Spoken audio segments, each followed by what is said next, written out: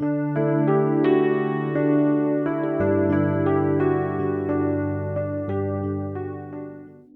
வரப்போகும் இயேசுவின் நாமத்தினாலே இந்த ஜீசஸ் தஸ் நிகழ்ச்சியில் இந்த இரவு பகுதியில் அவங்கள வரவேற்பதில் மிக்க மகிழ்ச்சி. இன்றைக்கும் ஆண்டவர் நம்மகிட்ட பேசக்கூடிய வார்த்தை என்னென்னா, 1 யோவானில் 3ஆம் அதிகாரம் 16ஆம் வசனம், அவர் தம்முடைய ஜீவனை நமக்காக கொடுத்ததினாலே அன்பு இன்னதென்று அறிந்திருக்கிறோம் அப்படின்னு போட்டிருக்கு.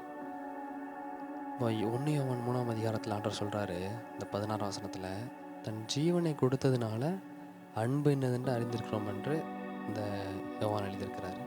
அம்மா அப்பாவை பார்த்தீங்க அப்படின்னா, நமக்கு அவங்க ஆசைப்பட்ட காரியத்தை வாங்கி கொடுப்பாங்க.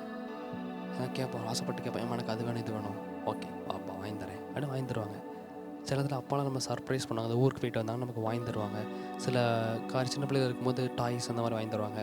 கொஞ்சம் பெரிய ஆளாகும்போது நமக்கு தேவையான காரியங்களை அப்பா அம்மா நமக்கு வாங்கி தருவாங்க. அதெல்லாம் அவங்கள அன்பை வெளிப்படுத்துகிற காரியங்கள். இப்போது நண்பனாக இருந்தோம்னா, சின்ன வயசில் நம்ம எப்படி நண்பனாக இருக்கும் போது ஃபுட்டை ஷேர் பண்ணி சாப்பிட்றது, ஸ்நாக்ஸை ஷேர் பண்ணி சாப்பிட்றது, இந்த மாதிரி காரியங்கள் என் நண்பன், அதனால் எனக்கு ரொம்ப அன்பாக இருக்கான் என் மேலே, இப்படின்ற காரியங்கள் நம்ம புரிஞ்சுக்கொள்கிறோம். இப்படி நமக்கு நெருக்கமாக இருக்கிறவங்க நமக்கு ஏதாவது காரியத்தை நமக்கு செய்யும் போது அவங்களோட அன்பை வெளிப்படுத்துகிறாங்க அதன் மூலமாக.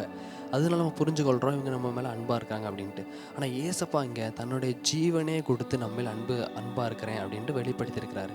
ஏன் தன்னோட ஜீவனை ஆண்டவர் இயேசு கொடுக்கணும் அப்படின்னா, அவர் தம்மோட சாயலாக நம்ம படைத்து இந்த மனிதனை தன்னோட வைத்து கொள்ள வேண்டும் என்று நம்ம மேல் அதிக பிரியம் கொண்டார் ஏசப்பா. அவர் தூதர்கள் மேலே அதில் பிரியம் வைக்கலை, மண்ணான நம்ம மேலே தான் ஆண்டவர் பிரியம் வச்சார். தான் அன்பு பெரிய அன்பு. அதனால் நம்ம பாவம் செஞ்சு நரகத்துக்கு போயிடக்கூடாது, நம்ம நித்திய ஜீவனை இழந்துடக்கூடாது என்பதற்காகத்தான் தன்னுடைய உயிரையே ஆண்டவர் கொடுத்தாரு. ஏன் கொடுக்கணும் அப்படின்னா, அந்த அளவு ஆண்டவர் நம்ம மேலே அன்பு வச்சார். ஏசப்பா அந்தளவு நம்மளை அன்பு வச்சார். தான் தன்னோட உயிரை கூட பாராமல் நமக்காக, உலகத்தின் மனிதர்களுக்காக தன்னோட ஜீவனே கொடுத்து தன்னோட அன்பை வெளிப்படுத்தினார் ஏசப்பா. இந்த அன்பு மகா பெரியது. இந்த நேசம் அளவிடவே முடியாது. அதை நம்ம நினச்சி பார்த்தாலே நம்ம ரொம்ப உருக்கமான காரியமாக. ஆனால் ஏசப்பா இவ்வளோ பெரிய காரியத்தை நமக்காண்டி பண்ணிட்டுருக்காரு, தன்னோட ஜீவனே நமக்காண்டி கொடுத்துருக்காருன்னு சொல்லி அந்த நன்றி விசுவாசத்தோடு, ஏசப்பா எனக்காக உங்களுடைய ஜீவனே கொடுத்தீங்க ஆண்டவரே, நான் கெட்டு வழி விலகி போயிடக்கூடாது என்பதற்காக உங்களுடைய ஜீவனே கொடுத்து எனக்கு மீட்டிங்கில் ஆண்டவரே, அதற்காக நான் பாத்திரவானாக இருக்கணும் ஏசப்பா.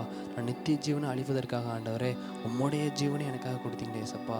நான் நித்திய ஜீவனை சுதந்திரத்துக்கொள்ள ஏசப்பா, நான் நரகத்துக்கு சென்றக்கூடாது என்பதற்காக ஆண்டவரே உயிரை எனக்கு கொடுத்தீங்களா ஆண்டவர். உலகத்தில் உள்ள எல்லா மக்களுக்காக உயிரை கொடுத்தீங்களே ஏசப்பா. யாரெல்லாம் தீங்கான வழிக்கு சொல்கிறாங்களோ ஏசப்பா, நரக வழிக்கு சொல்கிறாங்களோ அவங்களெல்லாம் மீட்டு கொண்டு ஆண்டவரே உங்கள் ரத்தத்தினால் கழுவி பரிசுத்தப்படுத்தி அவன் பாவங்களெல்லாம் கழுவி ஆண்டவரே தேவனை உங்கள் ராஜ்யத்தில் சேர்த்துக்கொள்ள மட்டும் ஜெபிக்கிறோம் ஆண்டவரே. எங்களை தேவ கிருபை தாங்கி நடந்து நீங்கள் தேவையெல்லாம் சந்திங்க நாமத்தினால வேண்டிக் கொள்கிறோம். இயேசு மூலம் ஜெபிக்கிறோம் நல்ல பிதாவே. ஆமேன் ஆமேன்.